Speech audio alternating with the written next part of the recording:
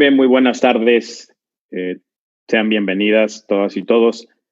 Quiero, en primer término, agradecer a la Procuraduría General de Justicia del Estado de Hidalgo por la invitación que me formuló para platicar el día de hoy, conversar con todas y todos ustedes que nos siguen en esta transmisión en el contexto de los 16 días de activismo contra la violencia de género, contra la violencia que sufren las mujeres. Y hoy me gustaría, agradeciendo de nueva cuenta esta amable invitación, generosa invitación que me formularon, me gustaría abordar un tema que, en mi opinión, es central, es fundamental hablar de masculinidades alternativas, ¿no? Un término que es relativamente reciente en los estudios de las ciencias sociales, en los estudios de género, y que es muy importante que lo estemos discutiendo, lo estemos debatiendo, estemos hablando y reflexionando sobre esta temática que es tan, tan importante. Y bueno, en ese contexto, me gustaría empezar diciendo que realmente las sociedades contemporáneas, las sociedades actuales, están muy interiorizadas en términos de estereotipos de género, ¿no? Por una parte, la sociedad tiene ideas ya preconcebidas sobre lo que significa o sobre lo que debería ser una mujer, y hay ideas preconcebidas sobre lo que debería ser un hombre, ¿no? Y en esta parte de los estereotipos de género es muy importante abordarlos porque son, digamos, la piedra angular o la parte inicial donde nosotros podemos entender por qué socialmente hay valores asociados a la masculinidad y hay valores asociados a la feminidad. Y tiene mucho que ver con estos arreglos culturales o códigos socioculturales que tenemos, inclusive conscientes o inconscientemente de ellos, que lo vamos realizando cotidianamente y que desde luego van reforzando ciertas ideas que tenemos sobre lo que significa ser hombre o lo que significa ser mujer. A eso llamamos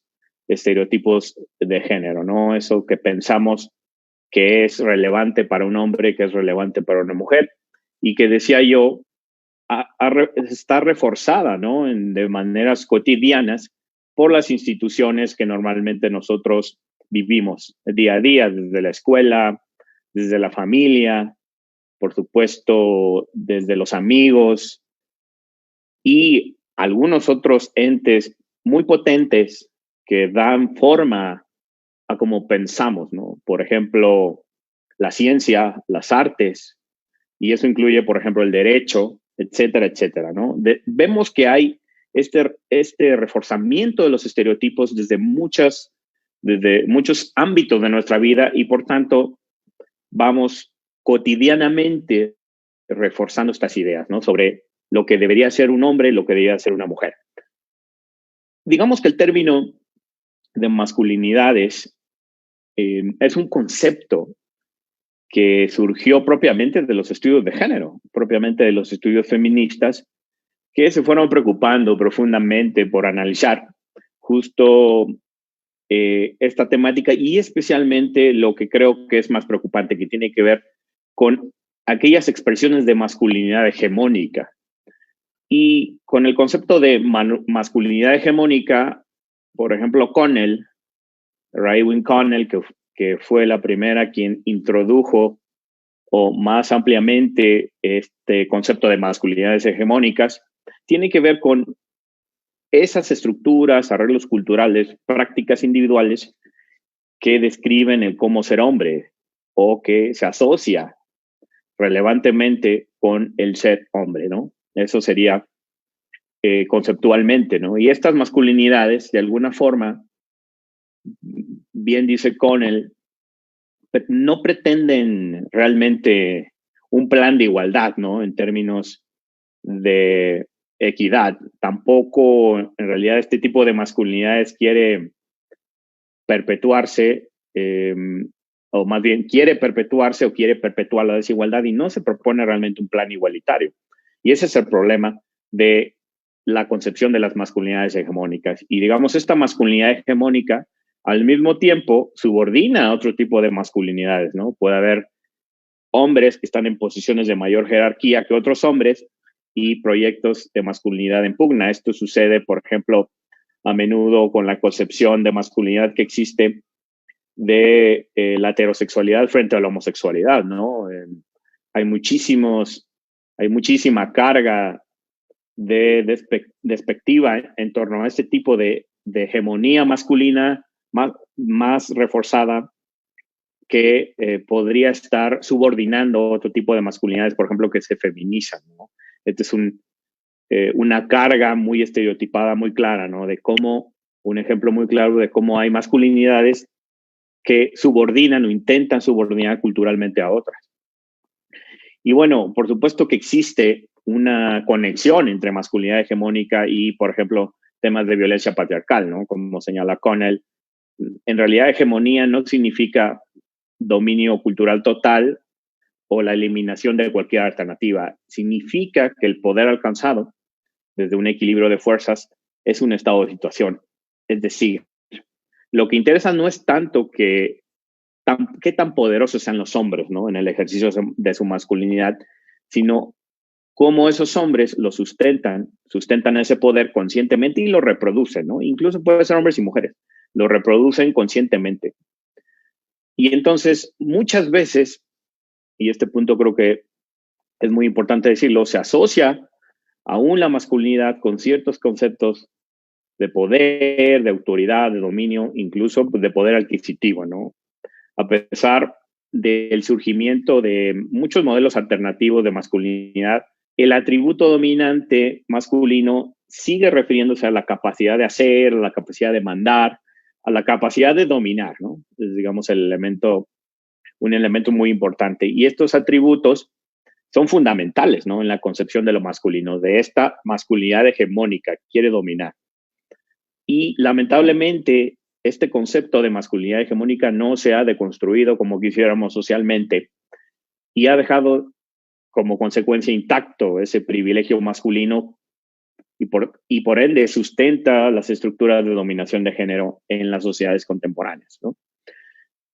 Y esto es muy claro. Fíjense que de alguna manera ha habido décadas de investigación relevante en las ciencias sociales sobre las normas que imperan en la masculinidad en muchos países. Por ejemplo, se ha recopilado información a través de entrevistas, a través de investigaciones de campo, donde se ha determinado en términos generales que hay 7 pilares comunes de la masculinidad o 7 valores asociados a los que debería conformar un hombre de verdad, ¿no? O sea, esta idea preconcebida. Y encontraron en estos estudios cosas muy interesantes. Por ejemplo, hay mucha asociación de la masculinidad a ser autosuficiente, ¿no? Como un valor dominante. El otro, el ser fuerte, la fortaleza, es otro valor de la masculinidad. El atractivo físico, ¿no? También es uno de estos pilares que conformarían esta masculinidad hegemónica. También la presencia de roles muy rígidos, poco flexibles. Los hombres solemos no modificar muchos patrones que son rígidos, especialmente estereotipados. Y otro problema, otro pilar de esta masculinidad hegemónica tiene que ver con la heterosexualidad y homofobia, ¿no? La heteronormatividad, la heterosexualidad como norma o como cuestión normalizada, y la homofobia que lamentablemente existe justo dentro de esta masculinidad hegemónica. También, y esto lo vemos muy comúnmente, la hipersexualidad, que está asociada mucho a la masculinidad hegemónica y que produce muchísimos problemas, produce muchas cosas adversas. Y por supuesto, la agresión y el control. La forma de resolver los problemas de la masculinidad casi siempre es por medio de agresión, por medio de violencia. Hay que pelearnos, ¿no? Por aquello que es importante, se asocia de esa forma a la masculinidad, y estos pilares son profundamente adversos en la construcción de masculinidad que aún sigue dominando en nuestras sociedades contemporáneas, que es el problema. Aunque hayan otras formas que poco a poco se han ido construyendo, como las masculinidades alternativas, claramente hay un problema social en ello. Y bien, obviamente los roles de género, estos roles estereotipados entre hombres y mujeres, nos afectan a todos, ¿no? Obviamente los movimientos feministas han puesto sobre la mesa las desigualdades y la estructura patriarcal que sufren ellas diariamente, ¿no? Y obviamente esos estereotipos que las mujeres también han sufrido profundamente, las han estereotipado en roles de cuidadoras, de madres, de subordinadas, de cuidados, etcétera, ¿no? No obstante, ¿qué me gustaría hacer énfasis de esto? Que los hombres también pueden ser víctimas de estos parámetros de la estructura patriarcal. ¿Y por qué creo que esto es importante decirlo? Porque de alguna forma los hombres o esta masculinidad, al tener un rasgo de privilegio, pues cuando uno está en el privilegio, o sea, cuando se vive los órdenes sociales en torno a lo que relevantemente más dicen los hombres, pues no hay ningún incentivo para cambiar. Y cuando no hay incentivos en el privilegio, porque en el privilegio normalmente no hay incentivos para cambiar, porque estás en un estatus privilegiado, por tanto se hace muy difícil de construir. Es por eso que vemos que hay poco avance en ese sentido. Pero, ¿cómo creo que sería el primer punto de partida respecto de esto? Y que creo que deberíamos descolocar, de construir en base a que tenemos que dar el mensaje a los hombres de que esos privilegios patriarcales en realidad también producen un aspecto, un aspecto negativo a los hombres. Es decir, nos están afectando de manera muy profunda, y aquí es donde me voy a concentrar en algunas temáticas específicas que, si bien este tema es muy amplio, me gustaría concentrarme para que vean mis colegas hombres, también las mujeres, vean cómo los privilegios patriarcales también pueden devenir en contra de los propios hombres y cómo tenemos que darnos cuenta de ello para empezar a deconstruir estas masculinidades que son adversas y empezar a construir masculinidades alternativas a la hegemónica. Bien, por ejemplo, cuando analizamos por qué se investiga tanto, ¿no?, en los estudios sociales sobre violencia contra las mujeres, también tenemos que ver qué tan relevante es de que estudiemos y que demos cuenta de la violencia que producen hombres contra otros hombres, ¿no? Fíjense, porque esto también sucede en el cotidiano. La violencia que se produce como un valor patriarcal entre hombres es muy importante y suceden otros fenómenos periféricos que afectan a los propios hombres. También cuando hablamos de salud mental, de vida emocional y de derechos sexuales y reproductivos de los hombres. Poco se estudia sobre esto, pero porque necesitamos dar el mensaje, necesitamos profundizar en ello y en las adversidades que suceden, ¿no?, para poder concientizar a los propios hombres de que los valores patriarcales juegan en contra, a pesar de que se pueden constituir como privilegio. Esto es muy común cuando hablamos de los debates acerca de la salud de los hombres. Algunos estudios han dado cuenta, algunos estudios de la salud de los hombres han dado cuenta que los hombres mueren más por prácticas aprendidas que por enfermedades. Por prácticas aprendidas más que por enfermedades. Esto es muy, muy importante y los datos revelan una mayor temeridad. Vean este componente de temeridad en las decisiones de salud. Es decir, los hombres suelen buscar intencionadamente situaciones de riesgo por el solo hecho de ser hombre. Por ejemplo, cuando se asume que hay que pelear físicamente con alguien para disputar un problema, ¿no? Eso es muy común entre los hombres. Es intencional, es directamente deliberativo. También cuando hay que demostrar la hombría, ¿no? Eso sucede mucho. Es una decisión muy interiorizada. Lo mismo cuando se consume alcohol, cuando se consumen drogas, se exponen los hombres a un mayor número de riesgos. Hay una alta incidencia de muertes por violencia en hombres y claro, la violencia no es una enfermedad, es un aprendizaje social. Entonces, esta violencia que es muy, y la temeridad, que es muy asociada a esta masculinidad hegemónica que deberíamos de construir, que deberíamos derrotar, ¿no?, que deberíamos cambiar. Y, por tanto, como hombre hay una negligencia en el autocuidado que repercute bastante.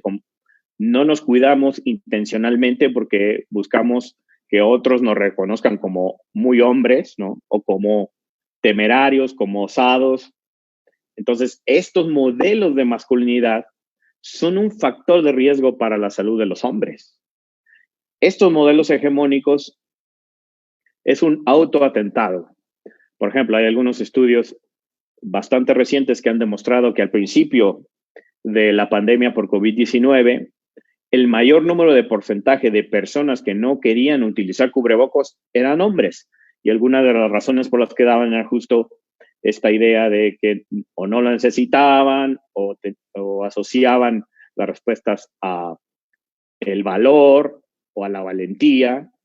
Y esto es negligencia en el autocuidado. Los hombres hemos desarrollado, interiorizado esa idea de negligencia en el autocuidado. Vean cómo entonces, en algún sentido o de manera muy amplia, este modelo de masculinidad se constituye como un riesgo para los propios hombres. También, otro tema muy importante tiene que ver el debate sobre la violencia perpetrada por hombres, ¿no? La abrumadora mayoría de la violencia que perpetran los hombres es en contra de las mujeres. Hay ciertas prácticas que son muy repercutidas en el género, por ejemplo, la violencia doméstica, la violencia sexual, la violencia económica, en general la violencia machista en contra de las mujeres. Por supuesto que hay una desproporción absoluta por cuestiones de género, pero también hay que decir que estos mismos valores de la masculinidad hegemónica producen que la violencia sea ejercida de hombres por otros hombres, para otros hombres. Y debemos detenernos a estudiar cuál es la percepción de los hombres sobre la violencia. Ha habido estudios muy amplios relacionados con cómo los hombres estamos percibiendo la violencia. Por ejemplo, en Colombia se entrevistó a un grupo numeroso de hombres de diferentes edades y se les preguntó particularmente si habían sufrido algún acto de violencia en su vida. Muchas de las respuestas fueron que no recordaban haber sufrido algún episodio de violencia o de agresión por parte de otras personas. Pero luego, cuando las investigaciones se profundizaban mayormente, se les preguntaba, oye, pero, por ejemplo, en tu infancia, ¿no te peleaste? O cuando tenías alguna riña, alguna pelea de la adolescencia. Y decían, claro, sí. Sí, por supuesto, pero eso es normal, ¿no? Es decir, vean cómo la idea que los hombres hemos estructurado sobre la violencia es minimizada, ¿no? O sea, pensamos que una riña de la adolescencia, de la secundaria, de la preparatoria, alguna pelea de la universidad, inclusive verbal, no tiene que necesariamente ser con agresión física, tiene que ser con agresión verbal, por ejemplo, muchas veces, no la percibimos como algo violento. Entonces, el umbral de percepción de los hombres respecto de la violencia es infinitamente menor al que pudiéramos encontrar en las mujeres, por ejemplo. Entonces, esta idea de minimizar la violencia es muy propia de la masculinidad hegemónica, ¿no? De que no pensamos que algunas conductas que en realidad son violentas, no las concebimos como tales. Ese es un problema. Y vean cómo, vuelvo a insistir, estos roles de masculinidad y este sistema hegemónico estaría en contra de los propios hombres. Los propios hombres estamos generando esas condiciones que nos estamos condicionando negligentemente, ¿no? Y luego hay otros debates que también me gustaría introducir. Por ejemplo, el relacionado sobre la feminización de la búsqueda de personas desaparecidas, ¿no? ¿Por qué los hombres no participan en algunas de las búsquedas? Sabemos que nuestro país, por ejemplo, es un país que lamentablemente ha sufrido mucha violencia, ha sufrido graves violaciones a los derechos humanos.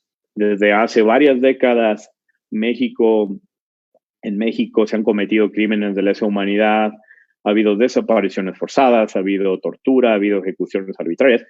Y bueno, y dentro de este contexto de violencia que lamentablemente el país ha sufrido de manera muy amplia, digamos que a partir de ello muchos colectivos de víctimas de personas desaparecidas se han conformado, ¿no? Y vean cómo cuando se analizaba la conformación de estas búsquedas de personas desaparecidas, es casi un tema que es exclusivo de las madres, de las hermanas, de las esposas, de las mujeres.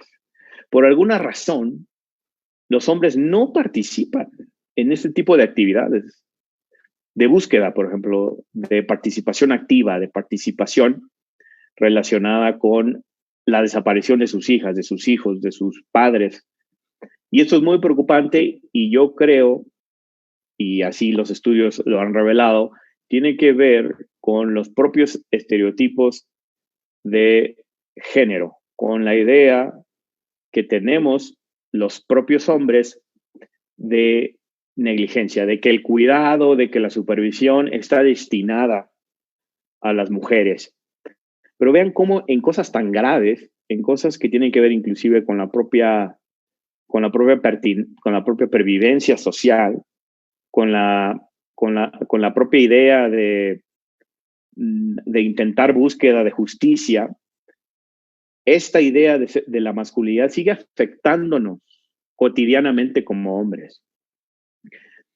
Y aunado a los temas de negligencia en salud, de violencia como se ejercen de hombres hacia otros hombres y por supuesto de hombres hacia mujeres, y este otro ejemplo de cómo los hombres, que es muy interesante cómo no participan en este tipo de actividades y en otras, tiene que ver con los roles de género.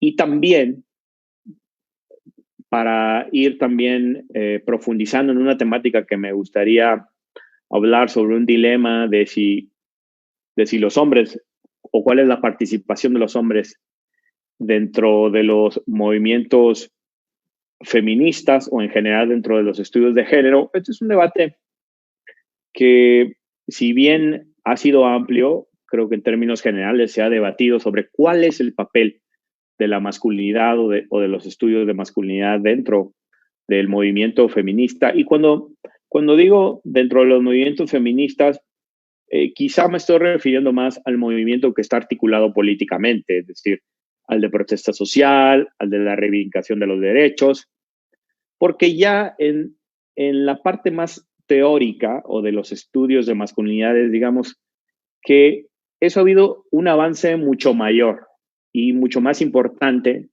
del que pudiéramos pensar. Sin embargo, está muy disociado de la práctica política de la masculinidad, es decir, no parece haber un movimiento articulado de hombres que estemos protestando por la violencia que nosotros ejercemos. Tanto la violencia de género que producimos contra las mujeres como la violencia que producimos contra otros hombres, lo que decía yo durante toda mi intervención. No hay movimientos, aunque más hombres cada vez están preocupándose por producir masculinidades no tóxicas, masculinidades alternativas. No existe, no alcanzo a vislumbrar movimientos articulados, potentes al menos, que estemos luchando por esta causa. Y, por tanto, a mí me gustaría decir que no es tan relevante la respuesta a si los hombres deberíamos o no ser feministas, o hay quienes les gusta, mejor llamar, aliados del feminismo, o hombres pro igualdad, bueno, como se le llame. En muchos países se han articulado diversos movimientos de hombres que están, digamos, simpatizando o al menos articulando divergencias desde los estudios del feminismo e intentando eliminar las prácticas culturales machistas, aunque se han denominado de diferentes maneras.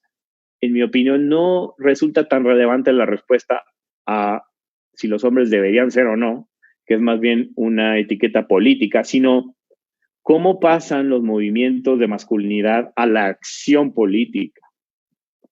Y aunque también ese debate es importante, y creo que lo dejo a su reflexión, ¿cuál debería ser entonces, o más bien lo reformulo, debería o no haber un movimiento político articulado desde las masculinidades que esté no solo a nivel teórico, intentando por deconstruir las formas de masculinidad, sino que debería apropiarse también del espacio público en el sentido correcto, o sea, en el sentido de paridad, en el sentido de igualdad, ir a las calles, ir a la protesta social, pero con protesta significativa, ¿no? ¿A qué me refiero? A que, en mi opinión, los movimientos de masculinidad deberían articularse de una forma para llegar con un mensaje de conciencia bastante potente, que sería el hecho de que cada día deberíamos protestar por la violencia que los hombres estamos produciendo hacia las mujeres y de unos hombres hacia otros hombres. Por tanto, sí veo no solo la necesidad de modificar las prácticas culturales, que ya de por sí es complejo, necesitamos modificar las prácticas culturales respecto a esa situación, sino también necesitamos mayor activismo social respecto de grupos responsables de hombres que se asuman como conscientes de las violencias que producen todos los días, desde la violencia física, desde la violencia sexual, de todos los tipos, violencia económica, violencia laboral, todos los tipos de violencia que se producen al diario, con el acoso y hostigamiento, con también con prácticas machistas, con micromachismos, que está muy asociado al control, al poder, lo que yo les decía sobre las masculinidades hegemónicas, y que yo creo que una de parte de estos cambios deberían ser articuladas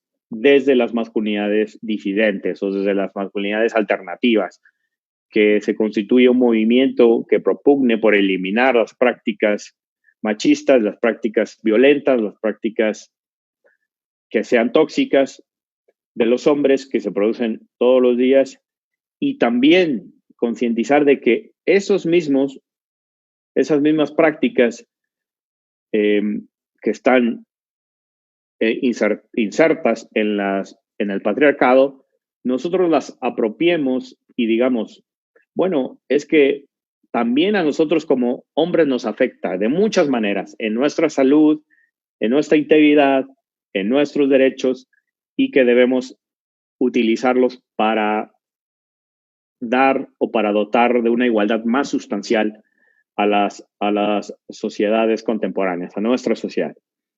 Y bien, pues quisiera terminar diciendo que hay algunos dilemas políticos que me gustaría dejar en la mesa respecto de las masculinidades, o algunas cuestiones importantes que merecerían la pena seguirse abordando y seguir discutiendo en foros y en espacios tan importantes como este. Primero, ¿quién define, cómo se define la participación de los hombres dentro de los estudios de género, ¿no? Y la participación social?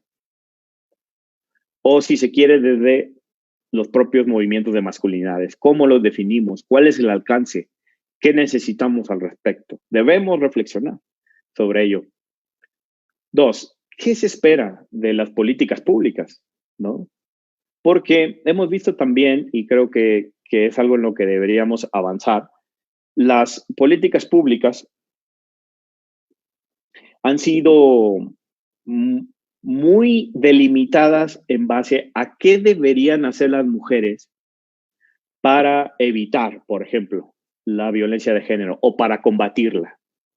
Un ejemplo de este tipo de política es cuando se insta a las mujeres que sufren violencia de género a que de alguna forma denuncien la violencia.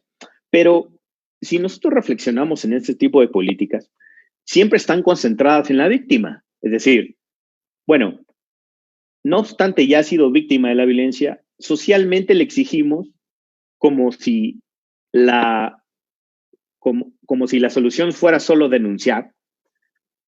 Continuamente le pedimos a las víctimas que lo hagan, como si eso fuera a cambiar en algo socialmente. A ver, Y ojo, quiero aclarar este punto. No estoy diciendo que la denuncia de violencia no sea importante. De hecho, es muy importante. Es muy, muy importante. Lo que quiero decir es que pareciera que las políticas de Estado se concentran en como si denunciar y castigar la violencia contra las mujeres, que además se lo exigimos a las propias mujeres, vaya a cambiar profundamente la situación de la violencia.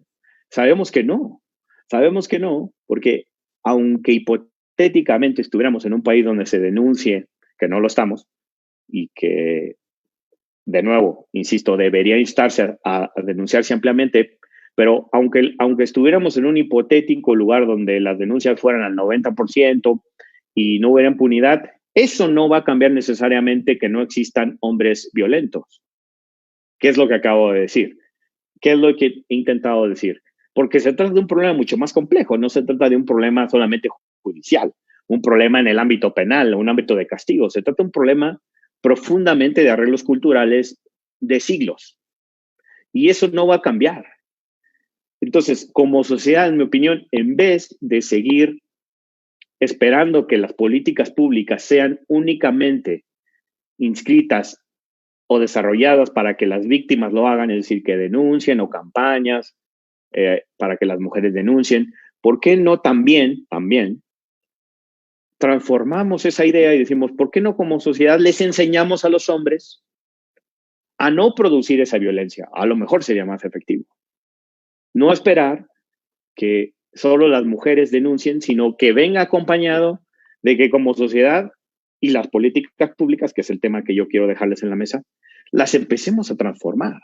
Empecemos a transformar e introducir como obligaciones legales en que los hombres tienen que cambiar socioculturalmente. Vean cómo esa pequeña conversión podría traer beneficios adicionales en la construcción de igualdad. Y bueno, otras preocupaciones, y ya con esto termino porque me han comentado que han llegado algunas preguntas y comentarios que me gustaría poderles responder. Reflexionar sobre el androcentrismo científico, ¿no? O del análisis también es muy importante, que tiene que ver con más en términos teóricos, pero con los estudios de masculinidad. Y bueno, obviamente los hombres, otra parte importante que me preocupa, debemos hablar de las situaciones de nuestros privilegios y hacerlas públicas. Tiene que haber un debate público sobre los privilegios de los hombres, por los propios hombres. Lo que decía también hace un momento, ¿no? Y, por supuesto, seguir analizando la violencia que se produce entre hombres y algunas otras cuestiones muy importantes sobre políticas de derechos humanos. Y bien, con esto paso a la parte final de mi exposición. Voy a dejarlo aquí, agradeciéndoles muchísimo sus comentarios. Me han pasado algunas de sus preguntas y me gustaría aprovechar para leerlas, si fueran tan amables. Voy a comenzar con algunas de las preguntas y comentarios también. Ivette Romero, a quien le agradezco su comentario, hace referencia a que la ausencia también educa y la educación de hijas e hijos no es responsabilidad exclusiva de las mujeres. Ese es un estereotipo de género. Sin duda, Ivette, sin duda, lo que decía yo sobre las labores de crianza o las labores de cuidados. En esta sociedad hay un estereotipo muy relevante relacionado con que las mujeres deberían ser quienes realizan labores de crianza y eso debemos modificarlo profundamente. No hemos podido como sociedad avanzar, aunque lo hemos hecho de alguna manera, pero avanzar profundamente para eliminar ese tipo de estereotipos y que los hombres deben involucrarse mucho más de lo que se involucran y en términos de equidad en la crianza y en el cuidado, ¿no? Lo que decía, no solo en autocuidado, sino en el cuidado hacia los demás. Esto es muy, muy importante, así que de acuerdo contigo. Bueno, pasando a otro comentario, Javier Monter reflexiona sobre que la mujer es la que inculca los estereotipos al hombre y la mujer Yo pienso que está equivocado el enfoque, ya que por lo regular los primeros años y durante la vida es la mujer la que educa. A ver, esto es algo que se dice mucho, Javier. Yo voy a diferir contigo. De hecho, el decir que la mujer es la que inculca los estereotipos es un estereotipo en sí mismo. ¿Por qué? Porque de nuevo, o sea, yo te invito a que reflexiones también en esa parte. De nuevo, como sociedad, le estamos dando la responsabilidad de la crianza a las mujeres. Y fíjate cómo de alguna forma también en tu comentario eliminas cualquier tipo de responsabilidad de los hombres, como si los hombres no tuviéramos también la responsabilidad de educar, que es peor aún, porque no nos involucramos en las labores de crianza, pero no nos involucramos porque no queremos, que es lo que te quiero transmitir. No queremos porque queremos vivir en el privilegio de no educar o el privilegio de no involucrarnos en la crianza. Por tanto, en mi opinión, si bien es cierto, tanto los hombres como las mujeres, porque somos humanos, reproducimos los estereotipos de género. Por supuesto que también decir que únicamente las mujeres tienen la responsabilidad de transmitir esos valores patriarcales, pues es bastante injusto. De hecho, en mi opinión, es un estereotipo, porque colocamos a las mujeres como culpables de nuevo, ¿no? O sea, es lo que les quiero transmitir. De nuevo, culpabilizan a las mujeres. Bueno, y el patriarcado existe porque las mujeres la transmiten, porque son las responsables de la crianza. Pero si tú te fijas, es un círculo que está sustentado igual, que es congruente con los valores patriarcales. Y es lo que debemos cambiar. Los hombres tenemos que involucrarnos en labores de crianza en vez de culpar a las mujeres por transmitir esos mismos estereotipos, que por supuesto se transmiten. No quiero decir que no se transmitan, porque como humanidad, que es lo que traté de explicar, son arreglos culturales, son códigos culturales que tenemos y que los reproducimos cotidianamente. Por tanto, Javier, agradezco tu comentario y lo diría yo más bien en otro sentido. Reflexionémoslo en otro sentido.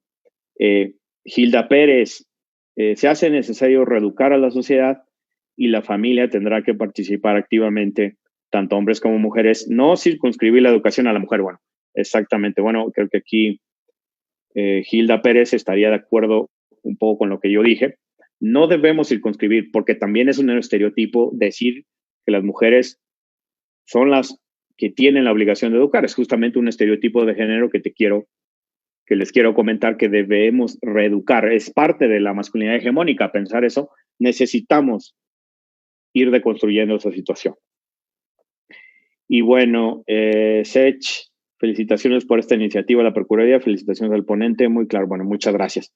Y bien, yo con esto, no habiendo más preguntas,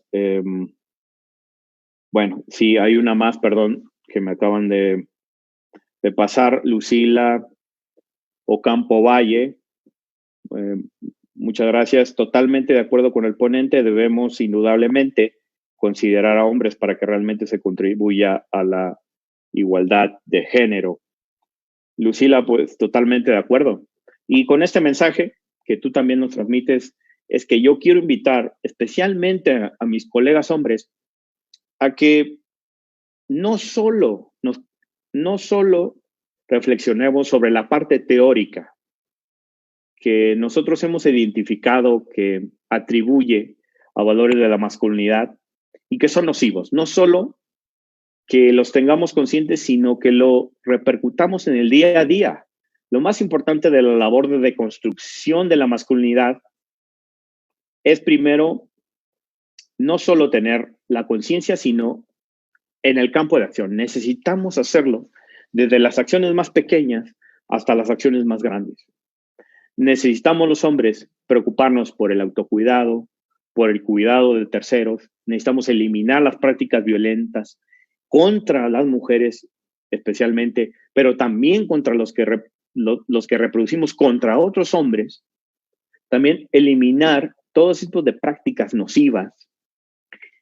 Y por supuesto, es un cambio que es complejo, que no va de la noche a la mañana, pero que necesitamos esforzarnos como sociedad porque no hay atajos. desafortunadamente. No hay atajos para eliminar siglos de sociedades patriarcales, de construcciones culturales que tenemos insertas como normalizadas, que para nosotros las vivimos a diario y ni siquiera nos damos cuenta que las reproducimos. Necesitamos tomar esas prácticas culturales, esas vivencias cotidianas y transformarlas. Necesitamos mejorar, necesitamos profundizar, deconstruir para tener masculinidades viables, masculinidades alternativas, masculinidades igualitarias. Y además agregaría, para despedirme, como hombres debemos renunciar a los privilegios patriarcales, porque como he expuesto en mi participación, los privilegios patriarcales también nos están afectando profundamente todos los días como hombres, en nuestra salud, en nuestra integridad, en nuestra vida en general, de familia, como individuos, con nuestros amigos, en general, con nuestra familia. Necesitamos eliminarlos, necesitamos reconstruirlos y eso abonará seguramente cada uno en lo individual y como sociedad, que también pido que hagamos esto como sociedad. Esto contribuirá a tener una igualdad más sustancial y que vamos a ir construyendo día a día. Bien, pues con esto quiero agradecerles su atención. Quiero agradecerle de nuevo a Kent, a la Procuraduría General de Justicia del Estado de Hidalgo y a todas las personas que me escucharon el día de hoy. Les invito también a seguirme en mis redes sociales, en Twitter. Estoy como Alex Díaz-1 y en Facebook como Alejandro Díaz o mi fanpage como Alejandro Díaz Derechos Humanos. Muchas gracias y hasta otra oportunidad.